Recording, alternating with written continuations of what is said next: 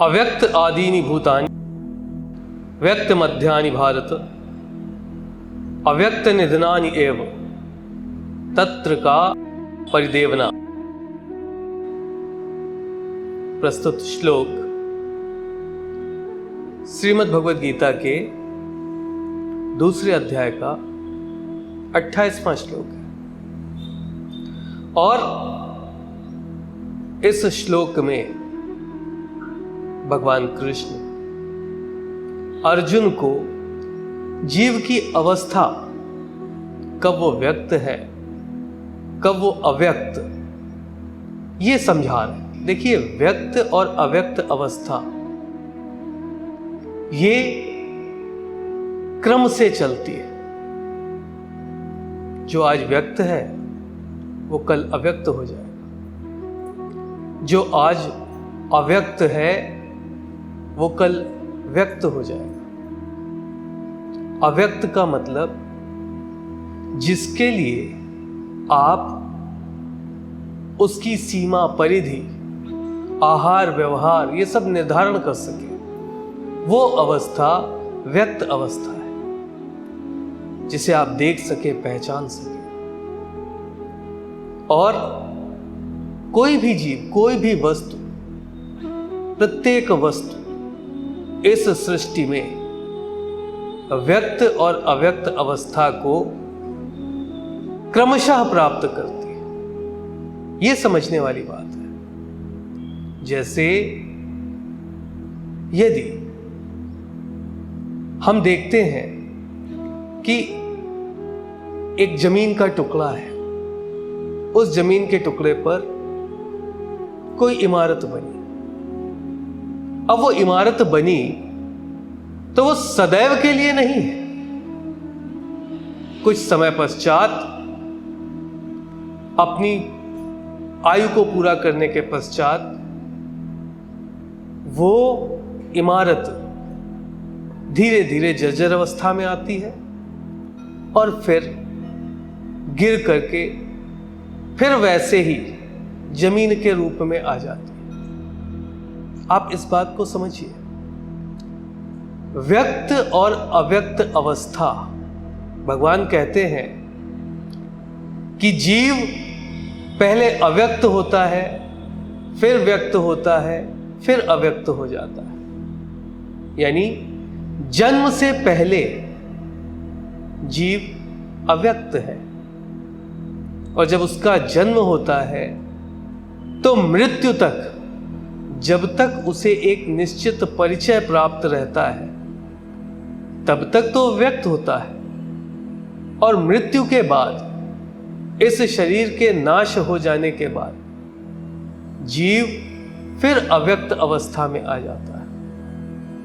भगवान कृष्ण ने अर्जुन को कहा है कि शोक करने का कारण क्या है? जो आज व्यक्त अवस्था में है, तुम चाहो या ना चाहो, उसे कल अव्यक्त अवस्था में आना ही है। और यदि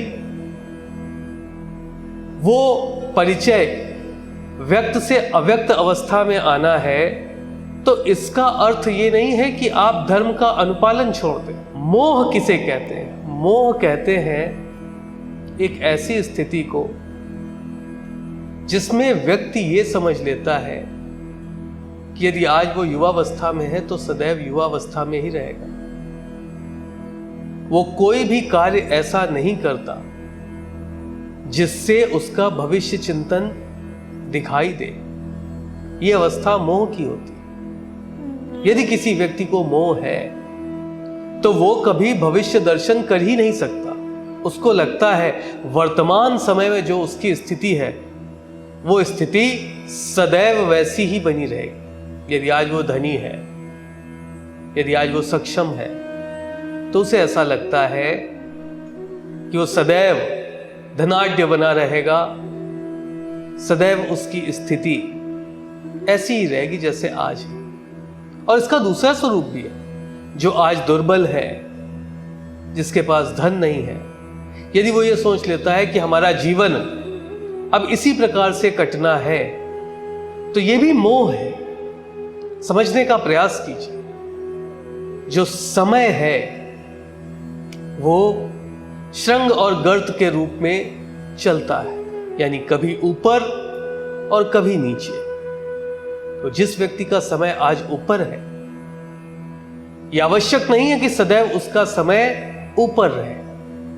तो भविष्य दर्शन और भविष्य ज्ञान एक अनुमान के रूप में जो आप रखते हैं, उसमें ईश्वर भक्ति, ईश्वर को समर्पण, धर्म का आचरण, अनुशासन का पालन, संयम, सतीत्व, स्थायित्व, ये सब गुण होने चाहिए। यदि नहीं है तो निश्चित समझ लीजिए आप आने वाले समय के लिए सही आचरण नहीं कर रहे।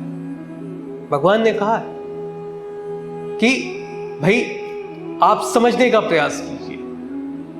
यदि आप उचित आचरण नहीं कर रहे तो यह भी तो समझने का प्रयास कीजिए कि यह आचरण आपको किस दिशा में लिए जा रहा। भाई आज आप धनी हैं, त्याग, कर्म, दान, क्षमा, इन सब से आप दूर हो चुके हैं, तो ये आपके भविष्य की एक भयानक परिणति लिख रही है।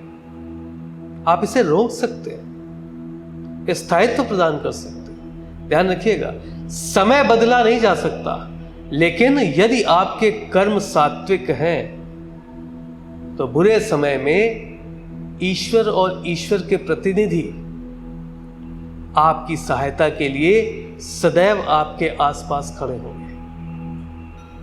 इस बात को ध्यान रखिए।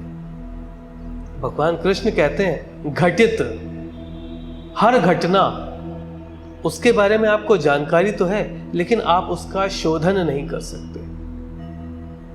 और भविष्य परिकल्पना है, तो वो भी आपके लिए अव्यक्त है। वर्तमान समय में आप कर्म करके केवल अपने व्यक्त को आने वाले अव्यक्त के लिए सहारा बना सकते हैं। ये बहुत गूढ़ बात है और इसको समझने का प्रयास कीजिए। ये इतना हल्का विषय नहीं है। आप सोच करके देखिए, आपका भविष्य अव्यक्त है, परंतु वर्तमान तो व्यक्त है ना। वर्तमान में यदि आप धार्मिक आचरण नहीं करते और अपने आप को सर्वे सर्वा मान रहे हैं, तो निश्चित समझ लीजिए कि जो आपका अव्यक्त है उसकी परिकल्पना सुखद नहीं है।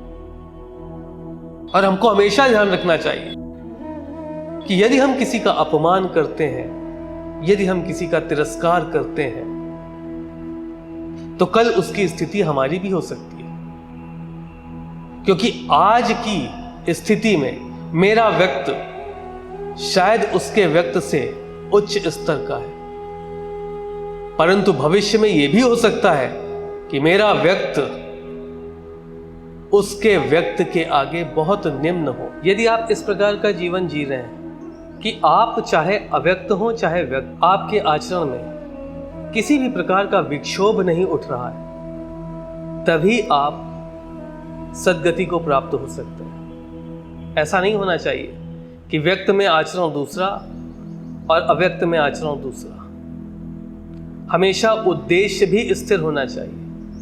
व्यक्त एवं अव्यक्त का उद्देश्य स्थिर होना चाहिए। होता क्या है, मनुष्य के व्यक्त के उद्देश्य दूसरे होते हैं और अव्यक्त के उद्देश्य दूसरे हो जाते हैं, जिस कारण से मनुष्य कभी मोक्ष को प्राप्त नहीं कर पाता। ध्यान रखिएगा।